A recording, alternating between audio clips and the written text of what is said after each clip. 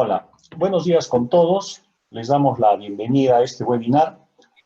A todos los que ya están ingresando, les vamos a pedir que esperemos un momentito para que el resto de inscritos pueda ingresar hasta el límite que nos permite el webinar. Gracias.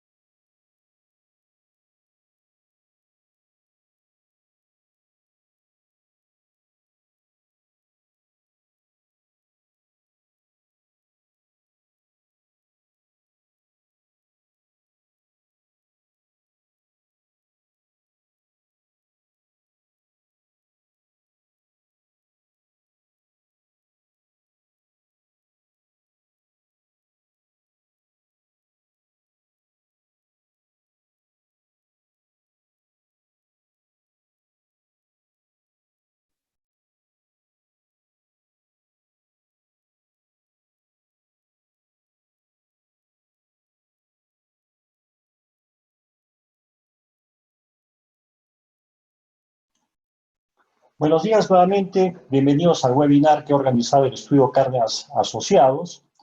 El día de hoy vamos a tener un conversatorio sobre 3 temas importantes que están dando mucho que comentar ahora en esa época del aislamiento social obligatorio. Y tenemos con nosotros a Rosángela Beliz Ortiz, a Gabriel Ortega Montes y a Rocío Infantes Guillén. Cada una de ellas nos va a hablar de diversos temas desde el punto de vista civil y laboral. Recordemos que esta situación de emergencia es una cosa que no ha estado regulada por el derecho. Se han dictado normas últimamente, en estos últimos días, que han generado que el derecho tenga que tener alguna respuesta y que éste sea interpretado de manera adecuada.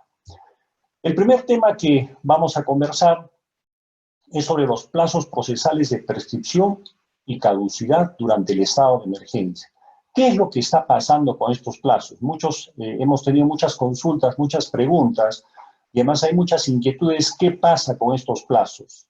¿Continúan? ¿Están suspendidos? ¿Qué es lo que sucede si es que tengo que reclamar un derecho? ¿Lo hago? ¿No lo hago? ¿O dónde lo hago? Bien. Para continuar, les vamos a pedir que por favor todos apaguemos nuestros micrófonos a fin de no interrumpir esta charla tan amena que vamos a tener, empezando con Rosángela. Adelante, Ros, por favor. Muchas gracias, doctor. Bueno, en primer lugar, buenos días y agradecer a todos su participación en este evento que estamos realizando. Empezando ya con este conversatorio, tenemos que dentro de este estado de emergencia que venimos afrontando, están naciendo muchas dudas, y no solamente en el ámbito laboral, sino también en el ámbito civil y en el ámbito procesal. Es por eso de que queremos desarrollar este tema relacionado al tema de los plazos. Vamos a empezar haciendo una diferenciación entre los plazos que conocemos, entre plazo procesal, plazo de prescripción y plazo de caducidad. El plazo procesal es el periodo de tiempo que nos otorga un órgano procesal dentro de un proceso para realizar un determinado acto, como es, por ejemplo, contestar una demanda, presentar una apelación, cumplir un mandato. Luego tenemos el plazo de prescripción, que es el tiempo que la ley nos otorga para iniciar una acción. Vencido este tiempo, se extingue la acción, pero no el derecho. Y el plazo de caducidad es el tiempo que la ley nos otorga para iniciar una acción. Vencido este tiempo, se extingue el derecho y se extingue la acción. En el artículo 2001 del Código Civil tenemos la regulación de los plazos de prescripción. Podemos ver una lista de las acciones junto con su correspondiente plazo de prescripción. Y en el artículo 2004 del Código Civil, que lo vamos a ver en la siguiente diapositiva, tenemos la regulación de los plazos de caducidad. Y lo que se nos dice es de que la ley establece los plazos de caducidad. Aquí hemos puesto algunos ejemplos de plazos de caducidad, como por ejemplo tenemos al artículo 339, que son causales de divorcio, como el adulterio, el artículo 812 del Código Civil, anulabilidad del testamento por defecto de forma, el artículo 1445, la acción de excesiva onerosidad en la prestación, y el artículo 1454 del Código Civil, acción por lesión. La ley es quien establece los plazos de caducidad. Habiendo ya diferenciado estos tres plazos que conocemos, nos preguntamos qué sucede con estos plazos dentro del estado de emergencia con inmovilización obligatoria. En primer lugar, vamos a ver el tema de los plazos procesales. Aquí tenemos que hacer referencia a dos resoluciones administrativas. Primero tenemos la 115 del 2020, que ha sido emitida por el Consejo Ejecutivo del Poder Judicial el 16 de marzo, y dispuso suspender los plazos procesales por 15 días calendario en todos los órganos del Poder Judicial. Y luego, recientemente, el 30 de marzo, se ha emitido una nueva resolución, la 117 del 2020, en donde se ha dispuesto prorrogar la suspensión de los plazos procesales por 13 días calendario más. Entonces, ¿qué sucede con los plazos procesales? Es que actualmente se encuentran suspendidos. ¿Y qué es lo que significa que los plazos se encuentren suspendidos? Vamos a ver en un ejemplo. Supongamos que el 11 de marzo, el miércoles 11 de marzo, hemos sido notificados físicamente con una resolución desfavorable. Entonces hemos decidido apelar. El plazo para la apelación es de 3 días. Empezamos a hacer entonces nuestro cómputo. El 12 de marzo sería nuestro primer día, el 13 de marzo el segundo día, y el lunes 16 de marzo sería nuestro último día para apelar. Pero desde el 16 de marzo hasta el 12 de abril vamos a tener un periodo de suspensión. Este periodo de suspensión significa que no vamos a considerar este periodo de tiempo, y recién el siguiente día, que es el 13 de abril, que sería cuando el Poder Judicial reanude sus labores, retome sus labores, sería recién nuestro tercer día de plazo para apelación. La suspensión significa que tenemos que reanudar el cómputo de plazo y no reiniciarlo. Luego, continuamos con los plazos de prescripción y de caducidad. Aquí tenemos que hacer referencia al artículo 1994 del Código Civil en el inciso 8. Y lo que se dice es de que los plazos de prescripción y caducidad van a quedar suspendidos cuando sea imposible reclamar el derecho ante tribunal peruano. Entonces, en este momento es que tenemos que preguntarnos si es que podemos interponer demandas durante el estado de con inmovilización obligatoria. Esto significa si podemos presentar una demanda de nulidad de acto jurídico, de una obligación de dar suma de dinero, un divorcio. Y la respuesta que tenemos es que en realidad no podríamos hacerlo, porque en este momento no podemos presentar las demandas o nuestros escritos con total normalidad. El Poder Judicial, la Corte Superior de Justicia de Arequipa, ha habilitado 4 correos electrónicos, pero solamente es para la presentación de escritos en casos excepcionales. Tenemos, por ejemplo, al Juzgado Constitucional, que está recibiendo únicamente medidas cautelares en procesos de amparo. En juzgados de paz letrado únicamente se están recibiendo consignación y endose de cupones por alimentos, y 2 correos electrónicos se han habilitado para la Fiscalía para requerimientos de prisión preventiva, ampliación o prórroga de detención. Entonces, lo que significa es de que al encontrarse los plazos suspendidos no podríamos interponer nuestras demandas porque no podemos acceder ante un tribunal peruano. Vamos a ver un ejemplo. Supongamos de que tenemos una obligación de dar suma de dinero, una deuda, que habría vencido el 30 de marzo del 2010. Tenemos el plazo legal de prescripción para cobrar esta deuda de 10 años, es decir, que vencería el 30 de marzo del 2020. Sin embargo, este día se encuentra dentro del estado de emergencia con implementación obligatoria. Entonces, vamos a ver cómo es que yo he salido a la puerta, no está. El cómputo de plazo. Hasta el 15 de marzo del 2020, que ha sido el último día que no hemos tenido estado de emergencia con inmovilización obligatoria, hacemos nuestro cómputo y tenemos 9 años, 11 meses y 15 días. Luego viene el 16 de marzo hasta el 12 de abril, que es un periodo de suspensión. Este periodo de tiempo no lo vamos a considerar y recién a partir del 13 de abril vamos a reanudar el cómputo del plazo. Es decir, el 13 de abril sería 9 años, 11 meses y 16 días. Recordemos, la suspensión no nos permite reiniciar el cómputo del plazo, sino tenemos que reanudarlo, considerar el plazo ya transcurrido. Luego vamos a finalizar ya este tema con el plazo en los contratos, específicamente el tema del arrendamiento. Lo que sucede es de que en los contratos tenemos establecidas fechas o plazos para cumplir determinadas prestaciones, como por ejemplo sería el pago de la renta dentro de los 5 primeros días de cada mes. Un contrato de arrendamiento podría vencer el 31 de marzo del 2020 y tendría que devolver el inmueble arrendado el 31 de marzo del 2020. Entonces aquí nacen preguntas como es, si nos encontramos en un estado de emergencia con inmovilización domiciliaria, ¿tenemos que pagar la renta dentro de los 5 primeros días del mes? ¿El contrato va a vencer el 31 de marzo o se va a prorrogar inmediatamente hasta el 13 de abril? ¿Tengo que devolver el inmueble el 31 de marzo o lo devuelvo el 13 de abril? Aquí tenemos que recordar algunos puntos importantes, como es que los contratos son parte del derecho privado y las personas que han intervenido en este contrato, en virtud de su libertad contractual, han pactado las prestaciones, la forma y el modo en cómo que se tienen que cumplir. Por lo tanto, en razón de esto, es de que estas prestaciones, estas obligaciones, se van a tener que cumplir en el plazo y en el modo pactado. Esto significaría que sí se tiene que pagar la renta dentro de los 5 primeros días, el contrato vencería el 31 de marzo y tendría que devolver el inmueble el 31 de marzo. Sin embargo, actualmente estamos en unas circunstancias especiales, ¿no? Entonces, lo que tenemos que traer a colación es el principio de la buena fe. Este principio debe estar presente en los contratos, tanto en la negociación, en la celebración y en la ejecución.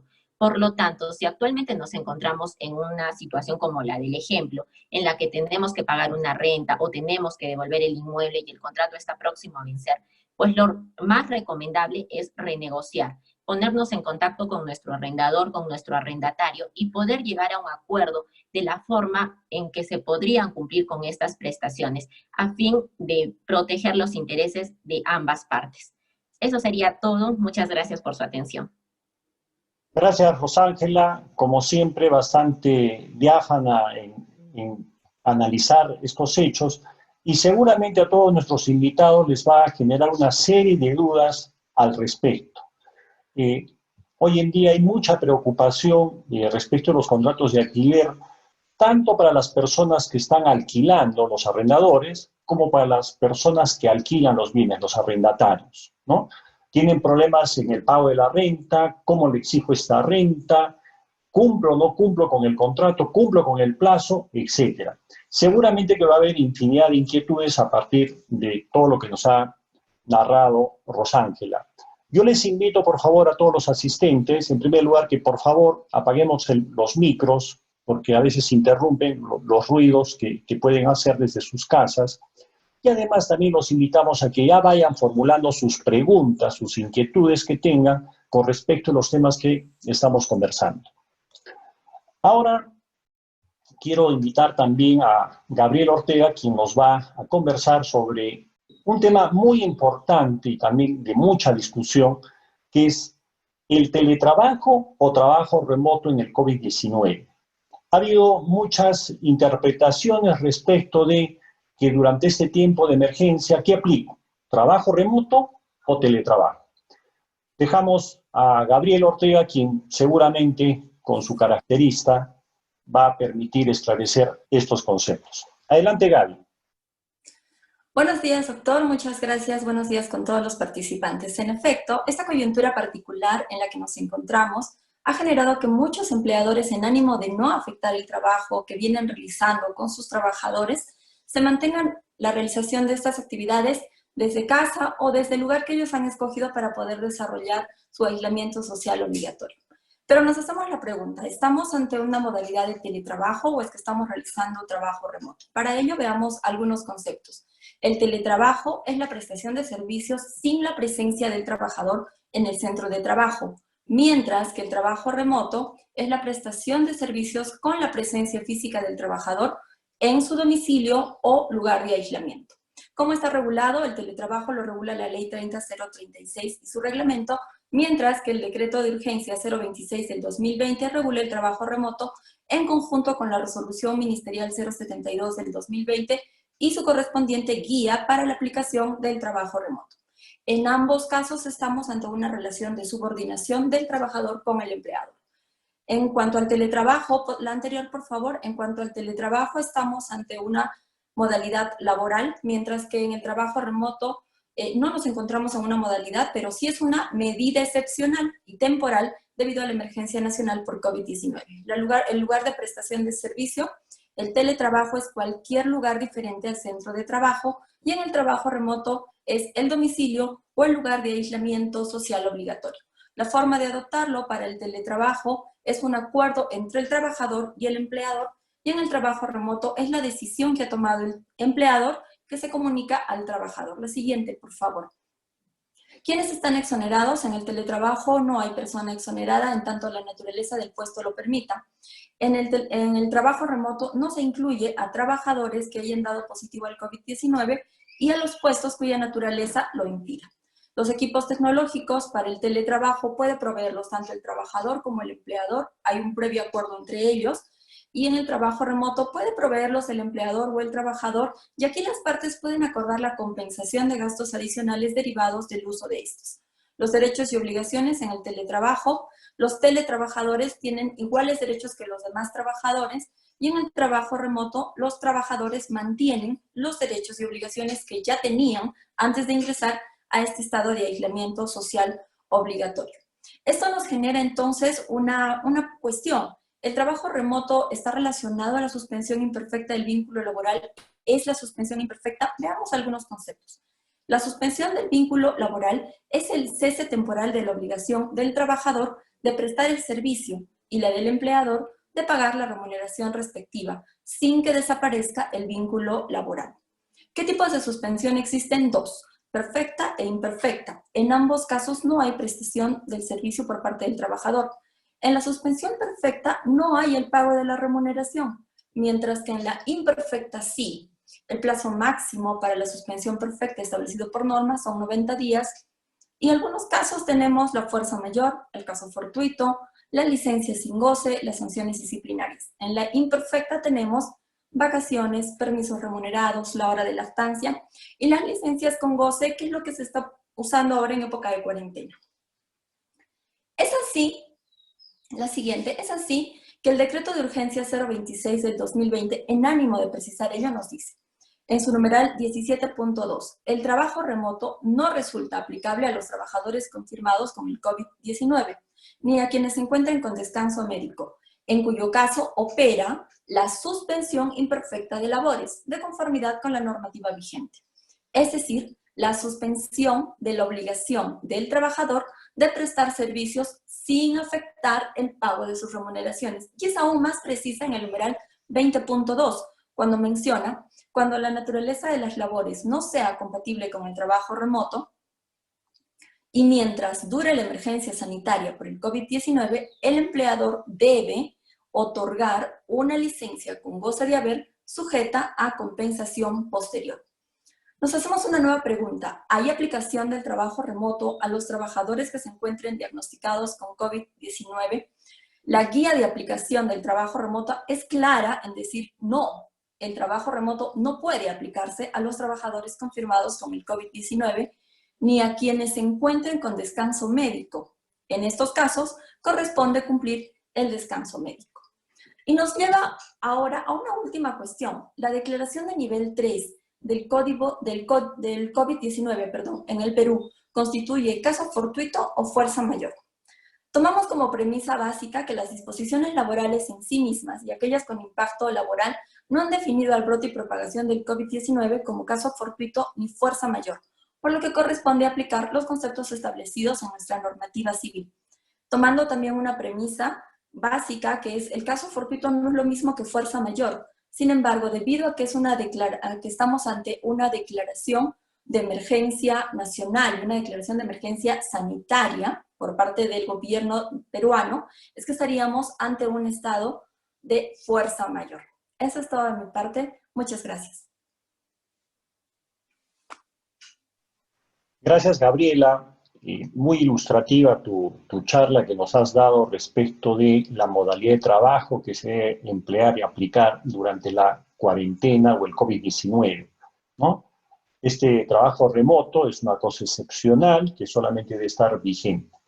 Ya más adelante seguramente vamos a tener dudas si es que terminada este periodo de aislamiento, ¿puedo seguir con el trabajo remoto o tengo que implementar el teletrabajo? Son preguntas que seguramente van a surgir y nuevamente invitamos a todos nuestros participantes y asistentes a este webinar del derecho en los tiempos del COVID-19, implicancias civiles y laborales, a que vayan formulando sus preguntas a través del chat por escrito, por favor. Ahora me complace dar la bienvenida a Rocío Infantes Guillén, quien nos va a conversar también sobre otro tema laboral de muchísima importancia, que es la renovación y conclusión de los contratos laborales a plazo fijo. Adelante, Rocío. Gracias, doctor. Bien, buenos días con todos los asistentes en primer lugar. Y ahora vamos a tocar un tema que ha generado algunas dudas respecto a qué es lo que sucede con los contratos laborales sujetos a modalidad o a plazo fijo en este estado de emergencia. ¿Qué pasa con la renovación y qué pasa con la conclusión de estos contratos? Debemos empezar señalando que los contratos laborales sujetos a modalidad o a plazo fijo son contratos que se dan en un periodo determinado y se celebran ya sea por la necesidad del mercado o a la mayor producción de la empresa. Bien, teniendo esto en claro, vamos a señalar qué es lo que sucede, cómo renuevo y cómo se concluyen estos contratos en este estado de emergencia. Bien, respecto a la renovación, debemos señalar, la siguiente por favor, respecto a la renovación, debemos señalar que los contratos laborales sujetos a modalidad o a plazo fijo se renuevan por periodos, siempre y cuando estos no superen el plazo máximo establecido para cada tipo de contrato. Ahora, con el estado de emergencia declarado por el gobierno central por Decreto Supremo 044-2020 y prorrogado por Decreto Supremo 051-2020, se suscita una pregunta, que es, ¿cómo es que se suscribe la renovación de este tipo de contratos? Si es que yo tengo la voluntad de renovarlos, ¿cómo los suscribo? Teniendo en cuenta que la formalidad de estos contratos es que se encuentren suscritos. Ahora bien, al respecto, debemos traer a colación el Decreto Legislativo 1310, que aprueba las medidas adicionales de simplificación administrativa. ¿Y qué nos dice este decreto legislativo? En su artículo 3, en el literal 3.1 nos dice que en todo tipo de documentos laborales, el empleador puede sustituir su firma hológrafa o el sello manual por una firma digital o una firma electrónica. Pero ¿qué es lo que sucede? ¿Qué es lo que pasa siempre y cuando, este sistema esté implementado en la empresa? Ahora bien, ¿qué es lo que pasa si yo no tengo el sistema de firma digital o firma electrónica implementado en mi empresa? Bien, a raíz de esta emergencia nacional que se vive, el Ministerio de Trabajo y Promoción del Empleo, a través de un comunicado del 31 de marzo de este año, ¿Qué establece? Establece y exhorta a las empresas a utilizar los medios digitales, como son la firma digital, reguladas en el Decreto Legislativo 1310. Sin embargo, también establece que de forma excepcional se puede manifestar la voluntad de renovar este tipo de contratos a través de la firma escaneada. ¿Qué quiere decir esto? Que el empleador realizará el contrato, lo suscribirá y lo enviará a través de algún medio digital para que el trabajador tome conocimiento de la voluntad de renovar el contrato. Y el trabajador hará lo mismo manifestando también, ya sea a través de la firma escaneada u otro medio electrónico o digital, su voluntad de renovarlo. Siendo que de esta forma quedaría válidamente renovados en esta etapa de emergencia los contratos, sujetos a modalidad a plazo fijo. Ahora bien, ¿cuál es otra duda que surge respecto a este tipo de contratos?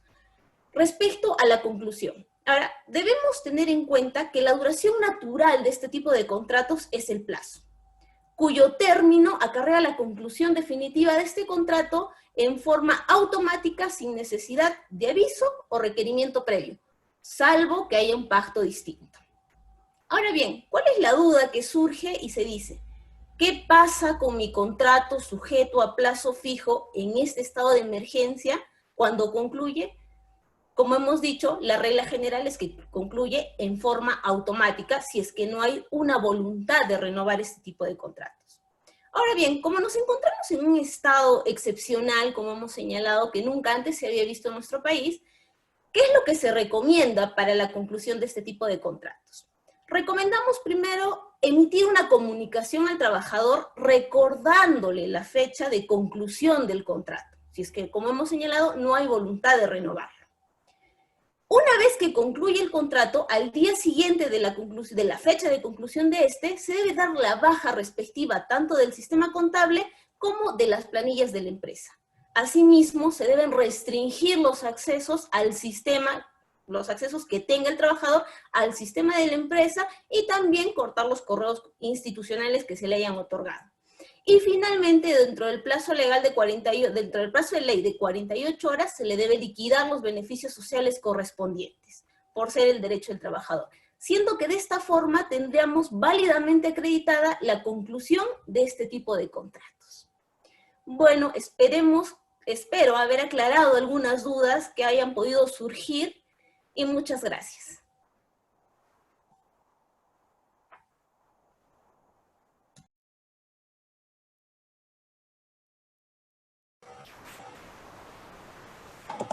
Gracias, Rocío. Gracias.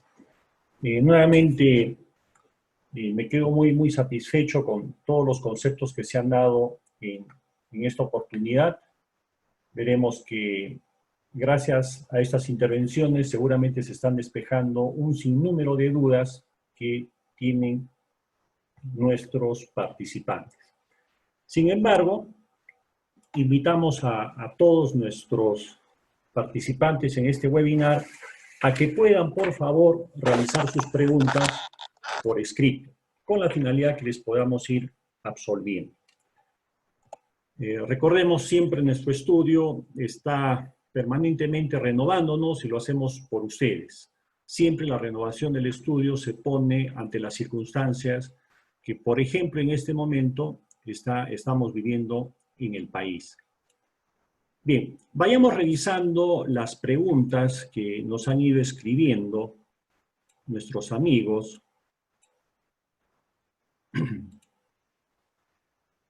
Bien, acá tenemos una pregunta. En caso del pago de arrendamiento, este debió ser abonado los primeros días del mes de abril, pero la persona que arrienda el local me indica que debido al estado de emergencia no es posible abonar la totalidad del pago. Quisiera saber qué es lo que puedo hacer. ¿Puedo iniciar alguna acción? Rose, por favor. A ver, en relación a esa pregunta, pues sí, estas situaciones van a ocurrir muchas veces, ¿no? Porque hay muchos lugares que son alquilados, ya sean destinados a diversos fines, que por el estado de emergencia no están teniendo suficientes ingresos, y eso va a ser difícil el pago de la renta. Entonces, la primera recomendación que nosotros daríamos sería llegar a una renegociación, conversar con el arrendador, el arrendatario, para tratar de ver la mejor forma de que se pueda pagar esta renta, tal vez la fecha, tal vez bajar un poco del monto, considerando que el propietario del bien, el arrendador, conoce cuál es el fin que le doy al inmueble que estoy arrendando, ¿no? De repente puede ser que lo arriendo para un restaurante, lo arriendo para... Depende de esas circunstancias. Pero ahora, pues, dentro de estas, no se llegue a ningún acuerdo, a ninguna renegociación. Y es por eso de que, bueno, podríamos hacer referencia a dos figuras que se presentan en el Código Civil, como es la excesiva onerosidad en la prestación, que es cuando una prestación llega a ser excesivamente onerosa por acontecimientos extraordinarios e imprevisibles. Entonces, un poco el COVID y el estado de emergencia pueden configurar dentro de esta situación. Sin embargo, hay que tener mucho cuidado también con esta figura, porque la excesiva onerosidad en la prestación no solamente exige que se vuelva la prestación un poco cara, sino que nos exige que se vuelva bastante cara. Entonces hay que tener cuidado con esa figura. Y por otro lado, también podríamos justificar el cumplimiento parcial o tardío o el incumplimiento de la prestación en razón a los supuestos de fuerza mayor, ¿no? Esta circunstancia que actualmente estamos viviendo puede ser un evento de fuerza mayor, que es un evento extraordinario, imprevisible e irresistible, ¿no? Y con eso podríamos también justificar nuestra demora o nuestro incumplimiento. Pero, bueno, como primera recomendación que nosotros daríamos, siempre sería la renegociación, ¿no? Tratar de llegar a un acuerdo entre las partes. Bien, además, Ros, preguntan, ¿puedo iniciar alguna acción? Claro, el tema de la acción era lo que hacía referencia, ¿no? O la excesiva onerosidad en la prestación, o también puede ser invocar o justificar el incumplimiento o el cumplimiento parcial en un evento de fuerza mayor, ¿no? Entonces, esas podrían ser las figuras que podríamos analizar y determinar, formular como acción para la defensa de alguno de estos casos. Bien, tal vez la pregunta iba, no sé, yo la entiendo que si es que en estos momentos puede iniciar alguna acción, ya como lo ha dicho Rosángela, todos los plazos están suspendidos y el Poder Judicial también en cuanto a la atención está sumamente restringida para casos muy específicos. Justamente hay una siguiente pregunta, dice, las demandas de habeas corpus, dice por exceso de carcelería, ¿dónde deberían ser presentadas? Más aún si no hay juzgados de turno. Recordemos que el Poder Judicial ha habilitado 4 correos, 2 de ellos destinados a temas de consignación de alimentos, acciones constitucionales y también temas penales, 2 correos para temas penales. Entonces consideramos que a través de estos medios que está especificando el Poder Judicial, podrían a través de estos correos presentar estas demandas de habeas corpus a que hacen referencia. Tenemos acá otra pregunta que, si bien ya se ha contestado, pero de repente habría que ahondar, Rose, en lo siguiente. Hacen la siguiente pregunta. ¿Las restricciones dadas en este estado de emergencia pueden ser consideradas como un evento de caso fortuito o fuerza mayor que afecte el cumplimiento de las obligaciones derivadas de un contrato de arrendamiento? De repente hay que redondear un poco, Rose, la idea, si es que esto califica ¿caso fortuito o fuerza mayor y por qué? En relación a esa pregunta, hay que diferenciar que caso fortuito y fuerza mayor es diferente. El caso fortuito está relacionado a los hechos de la naturaleza, o lo que se conoce como los hechos de Dios, y la fuerza mayor está relacionado a los hechos en donde está involucrado el hombre, que es lo que se denomina en la doctrina como los hechos del príncipe, ¿no? Esa es la diferencia. Entonces, si nos ponemos en este caso, ¿cómo podríamos diferenciarlo? Si es caso fortuito o fuerza mayor. Tenemos a la enfermedad, que es el COVID-19, que no sería, bueno, no ha habido intervención del hombre, entonces es una enfermedad y eso podría configurar como caso fortuito, pero es solo la enfermedad. Pero todas las circunstancias que estamos viviendo es por intervención del hombre, porque han habido disposiciones del gobierno para decidir la inmovilización total, el estado de emergencia. Entonces, debido a esta intervención del hombre, es que actualmente nos encontramos ante un supuesto de fuerza mayor.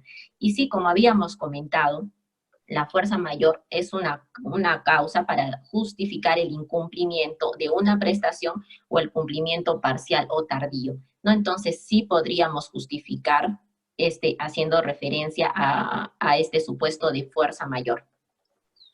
Bien, gracias Rosángela. Nuevamente, muy clara la diferencia entre uno y otro de estas situaciones. Bien, nos preguntan, en el caso que por el tipo de trabajo no se puede aplicar una modalidad de teletrabajo o trabajo remoto, Gaby, a ver, respondamos esta pregunta. En efecto, ahí la norma se pone en todos los supuestos. Nos dice, en el caso de que la naturaleza del puesto lo permita, aplicaremos el trabajo remoto. En el caso que la naturaleza del puesto no lo permita, entonces lo que debemos hacer es generar una licencia con goce. Vale decir, el trabajador va a estar en su casa, no va a poder prestar el servicio porque la naturaleza del puesto así lo impide. Entonces, como empleador me corresponde pagar la remuneración al trabajador y luego compensar esas horas. La norma es bien clara tanto en el decreto el 008, el 010 y la guía de aplicación para el trabajo remoto en indicar que si no es posible aplicar el trabajo remoto, lo que corresponde es una licencia con goce. Bien, solamente para adicionar a lo dicho ya por Gabriela, en este estado de aislamiento social, este estado de emergencia, solamente hay dos posibilidades. O el trabajo remoto o la licencia con goce de remuneraciones. No hay otra posibilidad. El tema del teletrabajo, como bien lo ha dicho Gaby, ha tenido que estar previamente establecido en el contrato laboral como tal. No es que como consecuencia de esta emergencia puedo aplicar el teletrabajo. No, lo que hay que aplicar es el trabajo remoto. Y como bien precisa Gaby, mucho va a depender de la naturaleza de las labores que realice el trabajador. Por ejemplo, un vigilante podrá realizar ese trabajo desde su casa. Bueno, antes de responder tendríamos que decir, depende de qué tipo de vigilancia. Si estamos hablando de una vigilancia electrónica, claro, y si tiene los medios desde su casa, podría realizar.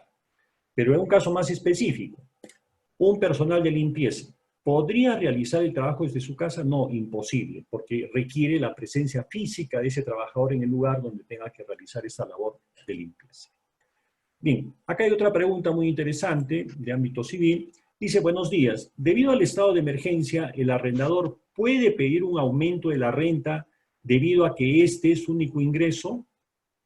¿El arrendatario puede pedir la disminución del monto de la renta? Rose, por favor.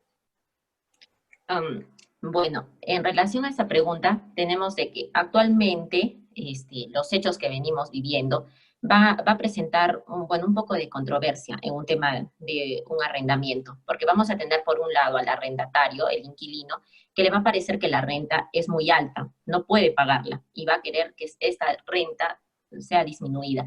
Y por otro lado, vamos a tener al arrendador, al propietario del inmueble, que considera que la renta es muy poca, que más aún si es el único ingreso de repente que tiene, y va a querer que esta renta sea incrementada. Entonces, aquí, bueno, como ya estábamos comentando un poco del tema de la excesiva onerosidad en la prestación, tenemos que diferenciar que en esta figura se debe tomar especial consideración en el punto de vista objetivo, no en temas subjetivos, sino en temas objetivos. Es por eso que se identifica la excesiva onerosidad.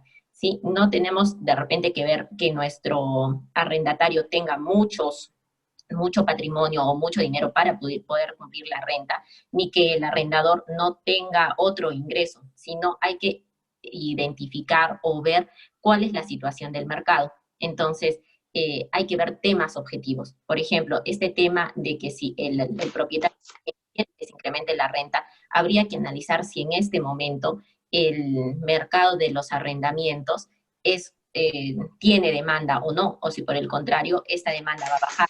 Entonces, si es así, como que no podríamos tal vez aceptar que se puede incrementar esta renta, ¿no? Entonces, habría que analizar en sí el caso en concreto, pero en el tema de la excesiva onerosidad en la prestación hay que analizarlo desde un punto de vista objetivo y no subjetivo. Bien, gracias, Rose. Acá tenemos otra pregunta muy interesante. Los plazos de los procedimientos administrativos sujetos a silencio administrativo también quedan suspendidos. En efecto, cuando se han dictado las normas al inicio de esta cuarentena por el COVID-19, justamente una de las preocupaciones que ha tenido el gobierno es de dictar normas claras al respecto. Y sí se encuentran suspendidos todos los plazos de los procedimientos administrativos, inclusive aquellos que están sujetos a este silencio negativo. Bien, acá tenemos otra pregunta. En el caso que por el tipo de trabajo no se puede aplicar una modalidad de teletrabajo o trabajo remoto, y tampoco se puede realizar un pago de horas, ¿se podrá reducir las horas de trabajo y la remuneración si se tiene mutuo acuerdo entre el trabajador y empleador? Gaby.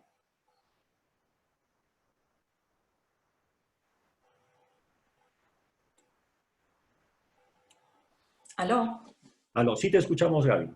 A ver, como había mencionado, las normas de la aplicación del trabajo remoto son bastante claras. Nos dicen que durante este periodo de emergencia no es posible cambiar a un trabajador o despedirlo o reducirle el sueldo, salvo que haya un mutuo acuerdo, obviamente que es un punto y aparte. Pero durante este periodo en particular, tenemos que respetar los mismos derechos y obligaciones que el trabajador ya venía teniendo. Si lo que queremos es acordar como una medida extraordinaria, debido a que la empresa no tiene liquidez, que no está produciendo, entre otras cosas, si lo que queremos es acordar con nuestro trabajador una reducción de salario, eso tiene que hacer de mutuo acuerdo con el trabajador.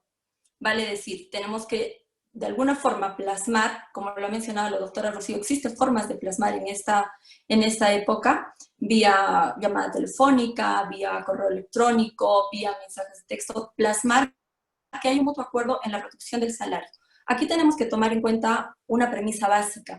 La reducción del salario no puede ser por debajo del sueldo mínimo vital, que esas son las normas que nos establece el derecho laboral.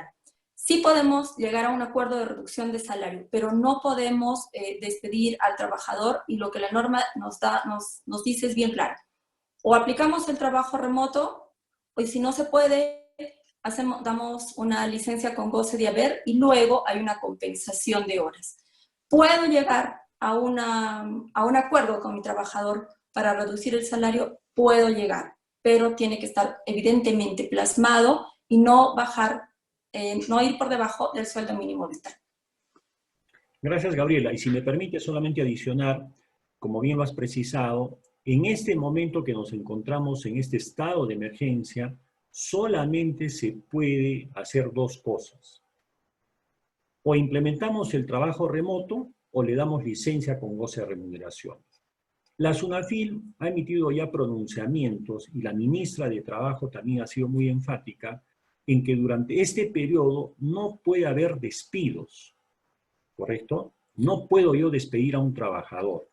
Ahora bien, el convenio a que hace referencia Gaby, claro, es totalmente posible, pero una vez que finalice el periodo de emergencia declarado por el Estado. Este periodo está previsto hasta el 12 de abril y entendemos que a partir del 13 sí podría ser pactos de común acuerdo para la reducción de las remuneraciones, ¿correcto? Porque ahorita no se pueden afectar los derechos de los trabajadores. Bien, acá hay otra pregunta. Dice, si mi periodo vacacional iniciaba el 16 de marzo, al darse el estado de emergencia y con ello el aislamiento social obligatorio, ¿debo entender que mis vacaciones se posponen hasta que termine el estado de emergencia? ¿Debe el empleador comunicarme ello?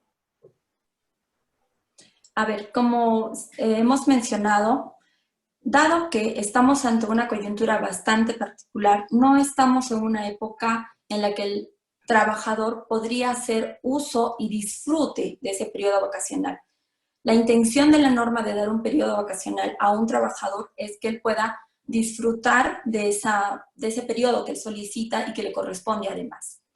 Como no es posible ello, lo que corresponde es hacer una reprogramación de las vacaciones. Ello es totalmente posible. Hay un acuerdo, se hace un acuerdo entre el trabajador y el empleador, cuál va a ser la nueva fecha en la que este trabajador va a hacer uso y disfrute de su periodo vacacional.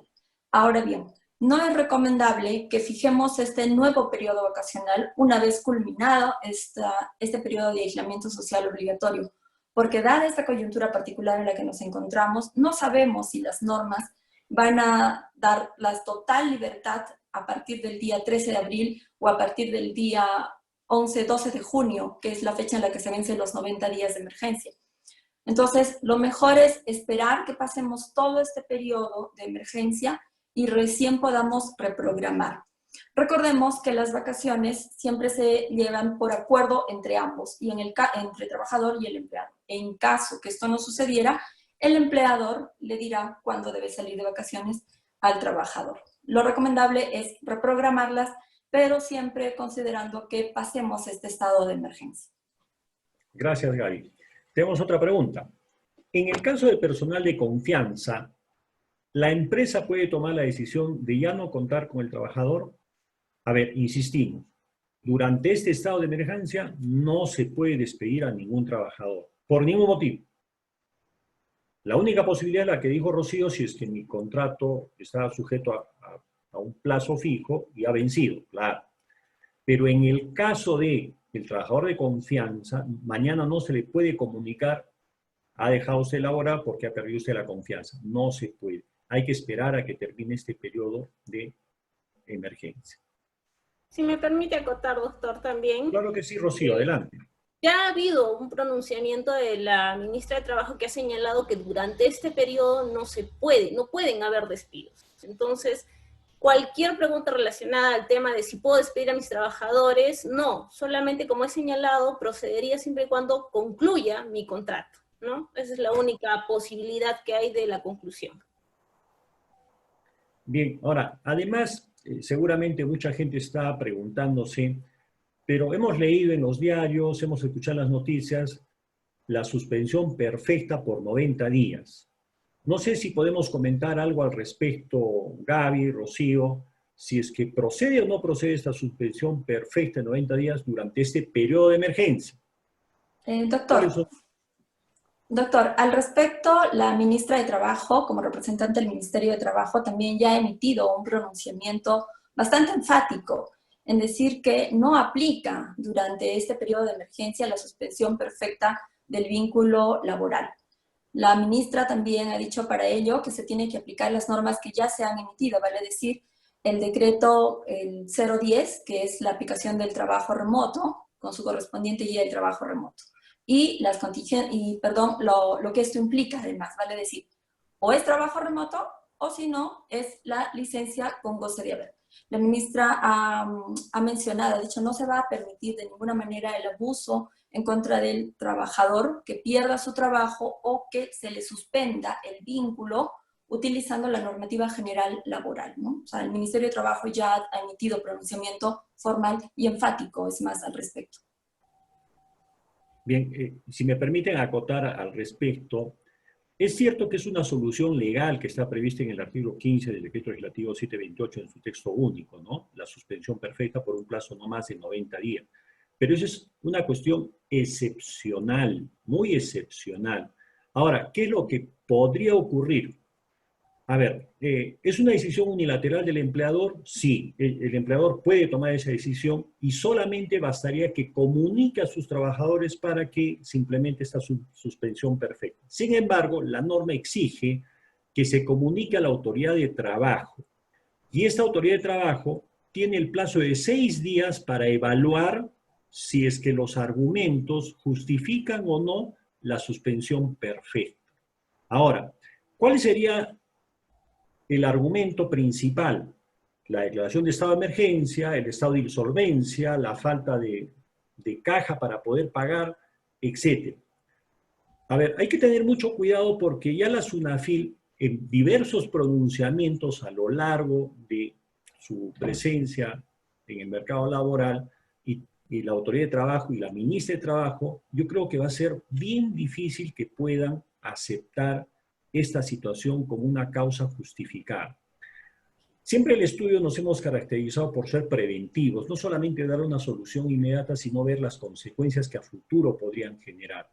Bien, un empleador podría suspender, pero si la SUNAFIL me dice que no procede, inmediatamente se generan tres efectos. El primero de ellos es que tengo que volver a tener mis actividades de manera normal. Y esos días que dejaron de laborar, los trabajadores tengo que pagarles su remuneración íntegra. Así no trabajen, por mandato de la ley.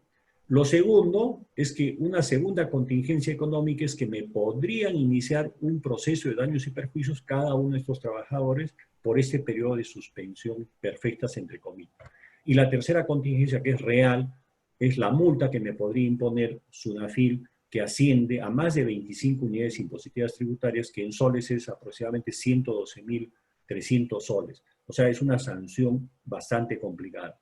Muchas veces, a veces damos la opinión de una solución inmediata, pero nosotros siempre tenemos el cuidado de ver las consecuencias que más allá podrían presentarse.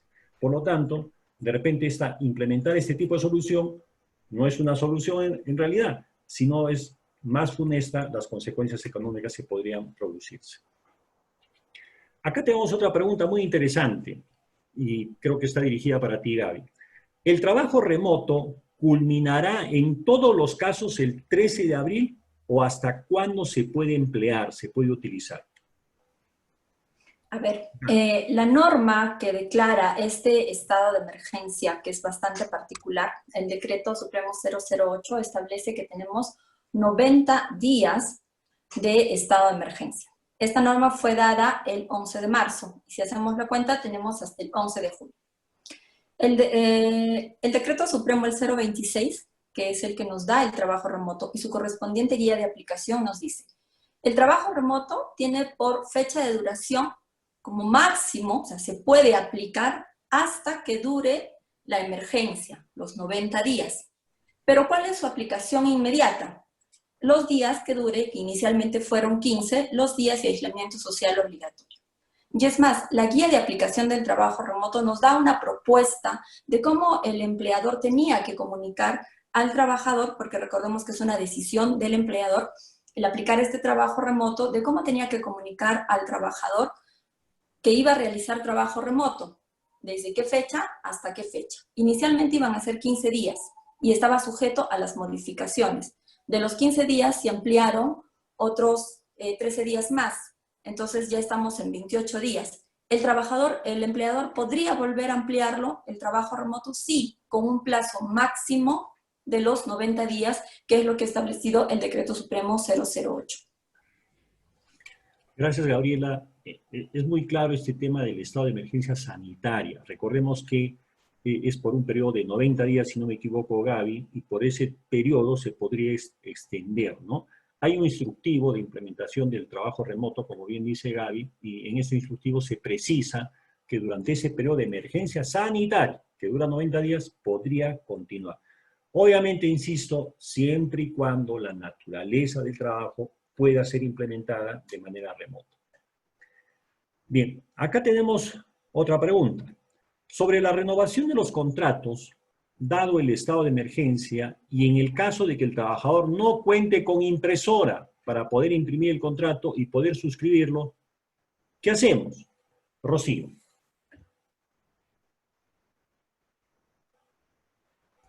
¿Me puede repetir la pregunta, por favor, doctor? Claro que sí, no te preocupes.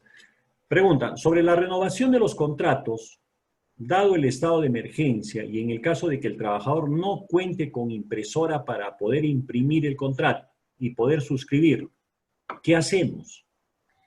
Bien, este es un estado excepcional, un estado que no se ha vivido, ¿no? Entonces tenemos que empezar a adecuar los medios digitales o utilizar los medios digitales que estén a nuestro alcance. En este caso, de no tener correo institucional, el trabajador puede tener un correo electrónico, tiene un número telefónico, puede enviarse el contrato con una fotografía en WhatsApp, por ejemplo, o un mensaje de texto, y el trabajador tiene que renovar, tiene que manifestar la voluntad de querer renovarlo. Si no puede imprimir el contrato y suscribirlo, puede enviar su voluntad a través de un mensaje de texto, un correo electrónico a la empresa, un mensaje, una llamada telefónica y, como he señalado, un mensaje de WhatsApp, ¿no? O sea, la forma de manifestar la voluntad de que quiero renovar, porque lo importante acá es que el empleador envíe el documento suscrito.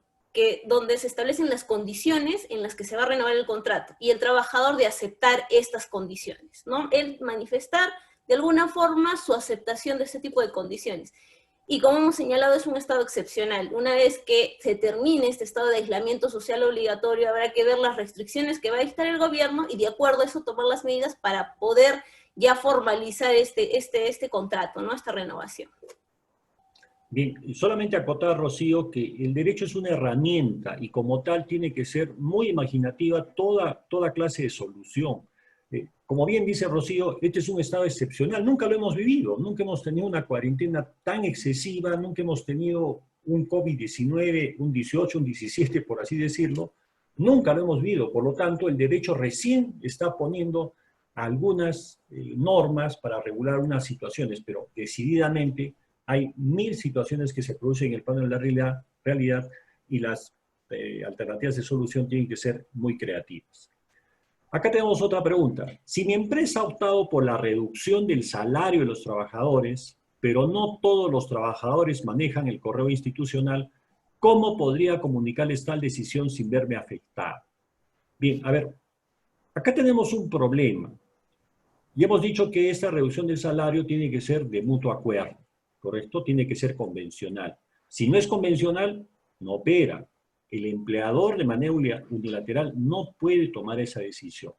Ya existen pronunciamientos tanto de SUNAFIL, tanto de la Autoridad de Trabajo, de la Corte Suprema y hasta del Tribunal Constitucional, que la reducción salarial solamente puede ser convencional, ¿no? Y debidamente plasmada en un documento donde se exprese libremente su libertad de manifestar esta voluntad. Bien, pongámonos en el supuesto de que existe ese acuerdo, esa voluntad. Pero, ¿y cómo nos comunicamos? Hoy en día no olvidemos que los notarios públicos tienen un servicio de la certificación electrónica. Entonces, podríamos utilizar también esos mecanismos que la ley también ha previsto. Acá hay otra pregunta, que también me parece dirigida a Rocío. Dice, doctora Rocío, buenos días. Respecto a los trabajadores de confianza, si deseo despedirlo, ¿qué consecuencias acarrearía sabiendo de antemano que tienen una regulación específica para los trabajadores de confianza? Gracias. Bien, como ya hemos señalado, durante este periodo, este estado de emergencia, no puede haber ningún tipo de despidos. Y en caso pasara este estado de emergencia, no se puede quitar la confianza tomando como una causal o una causal de este retiro de confianza el tema de la emergencia sanitaria. Tendría que haber una causa objetiva por el cual se le retire la confianza a este trabajador, ¿no? Pero como hemos señalado, durante este periodo, estado de emergencia, no puede haber ningún despido. Bien. Además que si es que voy a despedirlo, sabemos que cuando se da por concluir un trabajo de manera unilateral por el empleador, hay una sanción económica de pagar una remuneración inmediata por cada año, ¿no? Con el tope que establece la ley. Entonces, no vaya a ser, vuelvo a repetir, que la solución que dé de manera inmediata me traiga más consecuencias económicas a futuro. Preguntan, durante el estado de emergencia, mi empresa podría aplicar la suspensión perfecta de labores y darle 90 días sin goce a mis trabajadores. Y es un tema que lo hemos conversado, pero Gaby, de repente nos puedes ilustrar al respecto con mayor profundidad. Como hemos mencionado, si bien la normativa laboral general norma la suspensión perfecta de labores, dada esta coyuntura particular, no es posible aplicar la suspensión perfecta de labores. Es decir, no puedo decirle al trabajador, ya no prestes tus servicios y no te voy a pagar por el plazo de 90 días, pero mantienes tu vínculo. Realizar esta acción no es posible. En el caso que una empresa, como ya lo ha mencionado el doctor, quisiera arriesgarse a este actuar, obviamente se va a ver afectada por una evaluación ex post de la Autoridad Administrativa de Trabajo, es una FIL, que ya tiene dentro de su protocolo la supervisión de las normas, que se cumplan todas las normas. Va a llegar el momento que haga el análisis de esta suspensión perfecta y SUNAFIL no lo va a aprobar porque hay un pronunciamiento del Ministerio de Trabajo y al no aprobarlo va a imponer una multa a la empresa. Sabemos que ante una coyuntura bastante particular en la que nos encontramos, probablemente la liquidez de la empresa haya bajado, y si a esto le sumamos una multa, eso podría generar que la empresa no pueda seguir adelante. Entonces, es mejor optar por un negocio con el trabajador, quizá de reducción de sueldo, antes que arriesgarnos a una multa. Bien, además, si me permites, Gabriela, acotar una circunstancia. Hay mucha preocupación por parte de las empresas, de las micro. Yo soy de la Caja Lima, entonces yo tengo que hacer el depósito por banco, sí o sí. Hola, por favor, si me permiten apagar sus micrófonos para mí. Ya, pásame por favor tu cuenta de Caja Lima. Por favor, si apagamos los micrófonos, les vamos a agradecer. Bien, les decía que el Estado está preocupado por las pequeñas y microempresas y empresas en general para dar alguna especie de salvavidas económico. El día de hoy ha salido publicada ya la norma, es vigente, que se ha creado un fondo de 350.000 millones de soles como garantía para los préstamos que podrían acceder justamente las empresas con la finalidad de garantizar el pago de las planillas de los trabajadores. Por lo tanto, no solamente como empresa tengo que ver cómo generar ingresos, sino que en esta situación podría recurrir a un crédito que me permita salir de esta situación. Recordemos que un principio de economía es que no podemos detener la cadena de pagos. Detenemos la cadena de pagos, se detiene la economía. En estos momentos tenemos que tener mucha fe en que esta circunstancia que nos ha tocado vivir va a pasar, es pasajera y vamos a tener que salir. Lo hemos hecho, hemos vivido crisis económicas a lo largo de nuestra historia como país y creo que una más que vamos a vivir, pero siempre hemos salido adelante. Acá tenemos otra pregunta. Si debido a la actividad que realizo, venta de comida, no he tenido ingresos y no tengo cómo pagar las planillas, ¿podría efectuar un despido colectivo? Gaby, sobre el despido colectivo. Como ya hemos mencionado, durante esta coyuntura particular, no es posible realizar ningún tipo de despido. No se puede despedir a un trabajador ni a un grupo de trabajadores. No puedo realizar un cese colectivo. Esto obviamente contraviene las normas, porque ya las normas son claras. La norma te dice, o aplicas trabajo remoto o generas la licencia con goce de haber con una compensación posterior. Una vez que culminemos este periodo de aislamiento social obligatorio, este periodo de emergencia sanitaria, insistimos en la negociación con los trabajadores para la posible reducción de salario, pero no para los despidos, porque recordemos que el cese colectivo siempre está sujeto a la evaluación de SUNAFIL.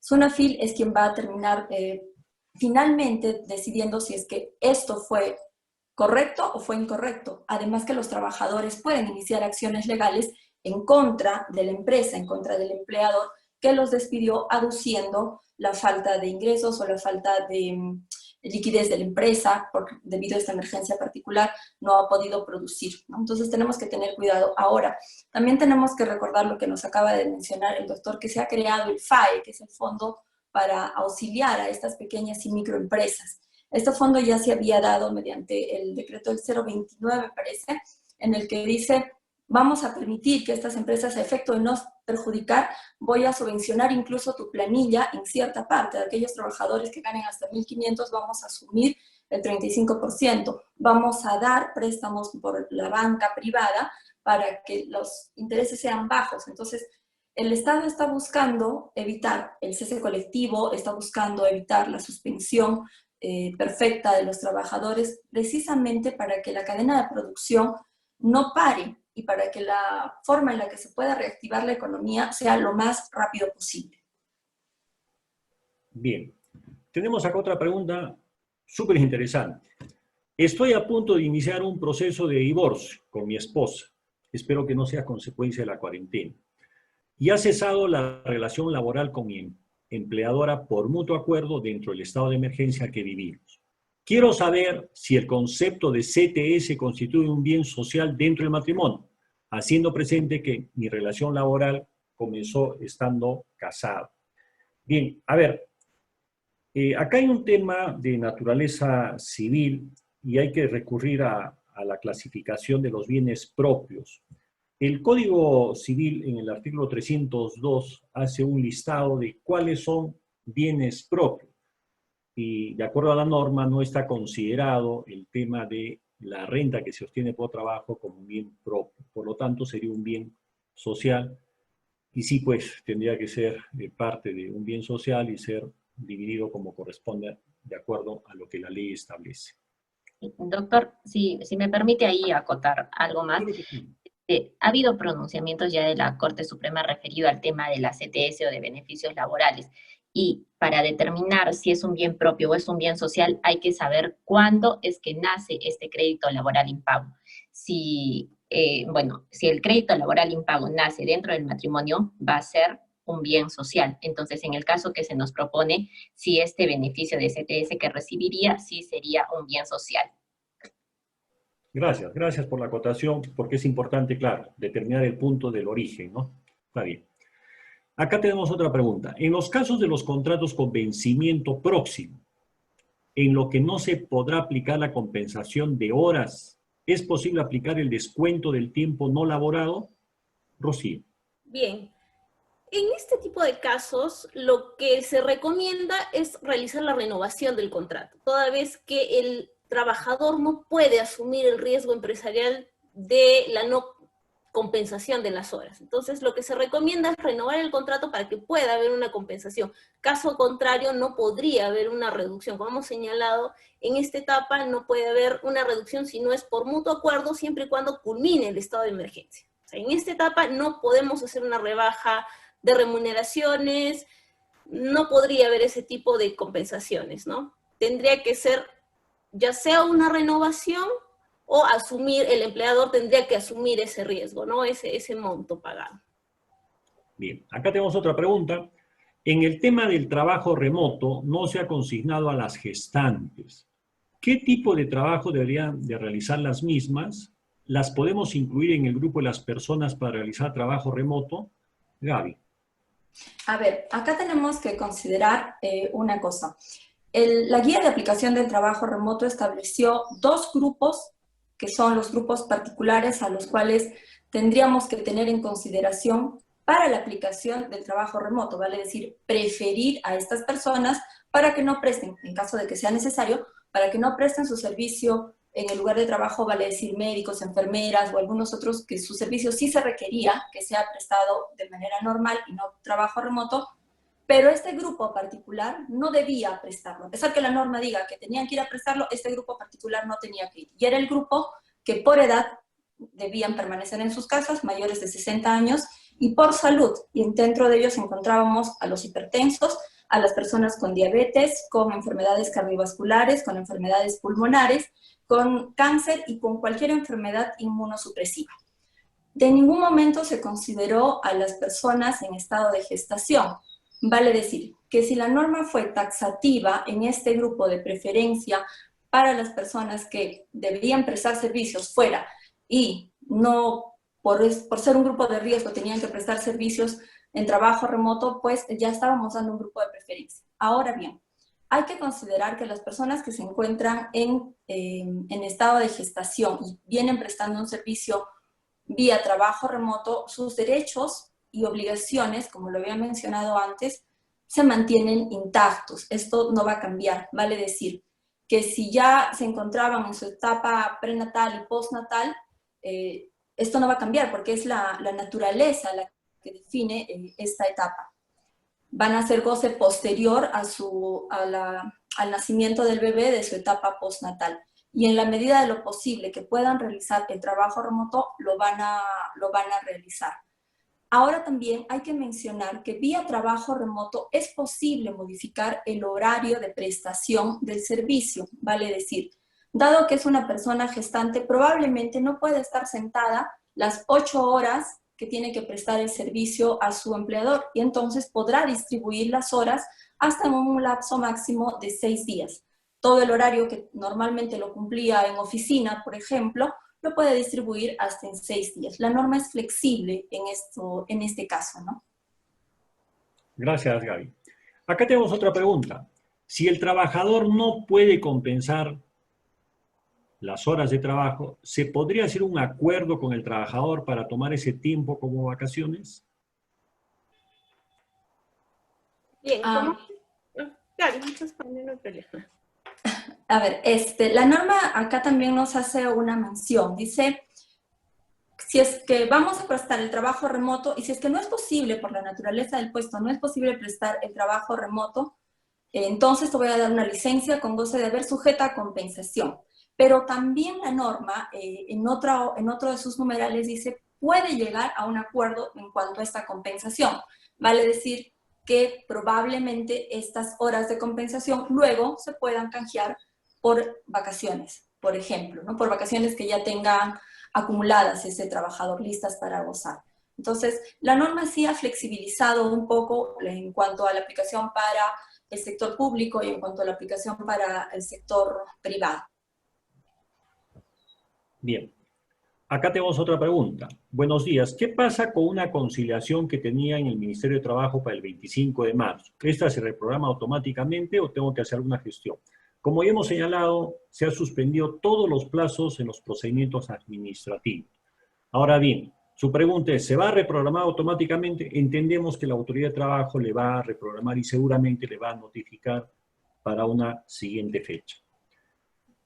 Otra pregunta. Soy trabajador y percibo la remuneración mínima vital. ¿Podría pactar con mi empleador una disminución de mi remuneración, disminuyendo asimismo las horas de trabajo? A ver, como se ha señalado en la norma y bueno, las normas dadas en este estado de emergencia, no se podría dar una rebaja de remuneración más allá del mínimo vital como lo establece la norma. Ahora, el tema del horario, o sea, se ha establecido bien claro que durante este periodo no se puede modificar la remuneración, la relación laboral.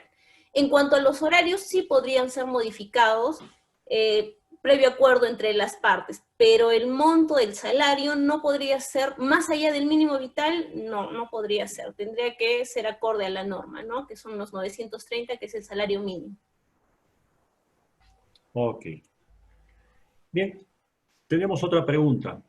Buenos días. El decreto de urgencia número 29-2020, artículo 26, inciso A y B, señala que A, en el caso del sector público, se aplica la compensación de horas posterior a la vigencia del estado de emergencia nacional, salvo que el trabajador opte por otro mecanismo compensatorio.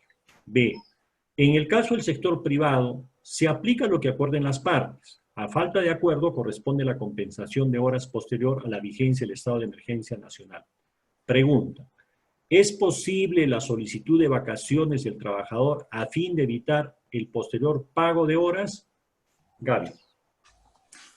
Como ya lo había mencionado en la anterior ocasión, y la norma tal cual lo ha mencionado la persona que nos está haciendo esta pregunta, sí es posible, ¿no? La norma dice, te da la opción de llegar a un acuerdo con tu empleador. Entonces, ese acuerdo es en tanto ya existan las vacaciones acumuladas. No voy a pedir vacaciones adelantadas. Estamos hablando de vacaciones que ya existan listas para gozar. Entonces, si ya existe este derecho vacacional ganado, puedo compensar con las horas que yo tendría que pagarle a mi empleador, que en este caso es el Estado.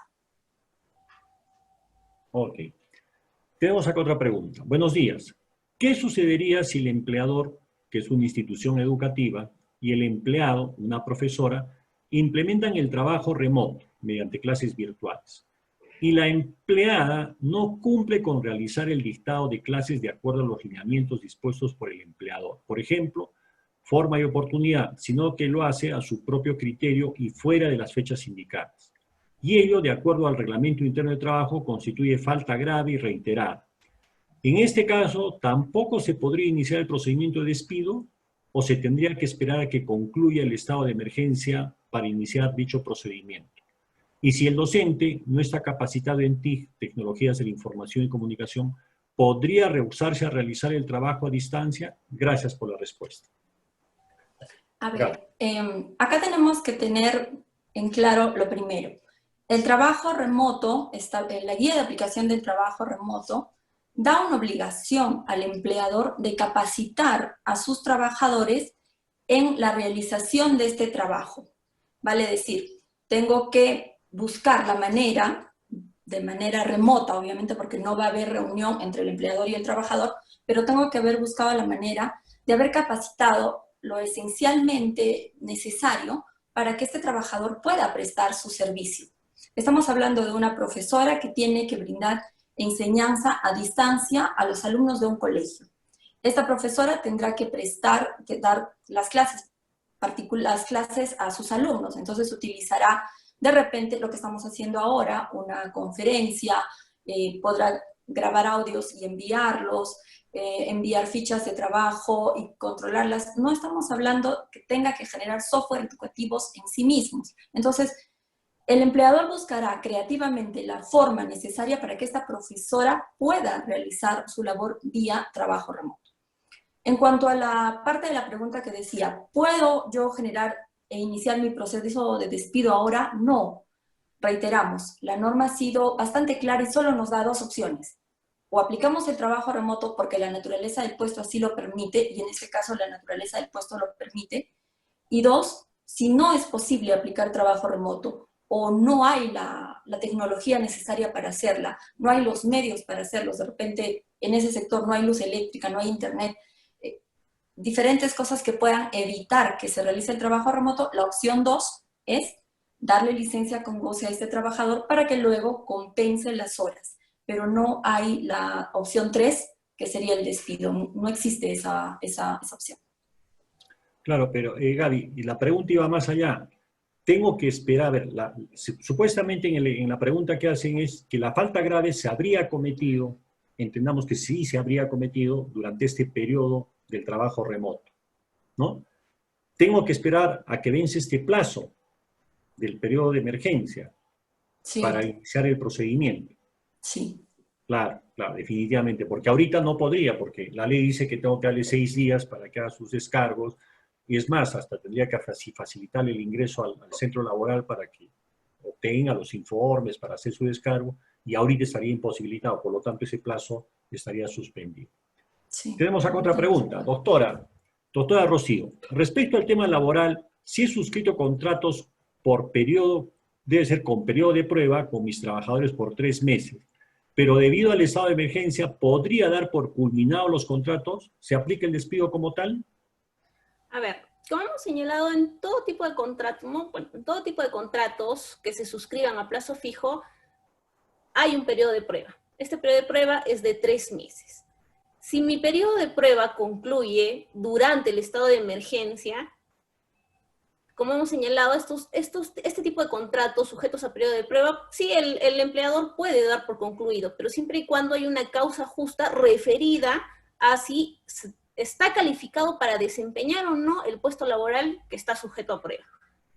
Pero tomando como una causal el estado de emergencia, no podría darse como tal un despido. Recordemos que durante el periodo de prueba, a estos trabajadores no los ampara el sistema de despido, no los ampara, pero sí tienen todas las obligaciones y derechos de un trabajador que realiza o el puesto laboral que está. Ahora bien, como hemos señalado, no podría darse un despido por la causa del estado de emergencia, sino únicamente si es que se da porque no cumple con las disposiciones o con la calificación para el puesto laboral requerido. Claro, recordemos que el contrato que tiene periodo de prueba es un contrato que tiene un plazo mayor. Imagínense, contrato por 12 meses, ¿no? O un contrato a plazo indeterminado, perdón. Y digo, está sujeto a periodo de prueba, 3 meses, ¿ok? Que es el que permite la ley. Claro, ¿qué pasa si no cumple las labores en ese periodo de prueba? Claro, doy por finalizado, es una causa objetiva. Bien, acá tenemos otra pregunta que nos ha llegado vía correo electrónico.